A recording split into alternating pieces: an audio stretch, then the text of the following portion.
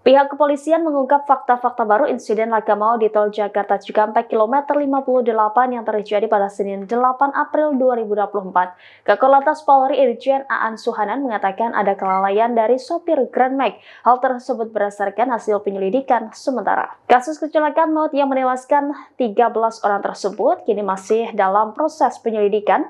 Berdasarkan hasil penyelidikan sementara, sopir Grand Max diduga memacu kendaraan lebih dari 100 km per jam.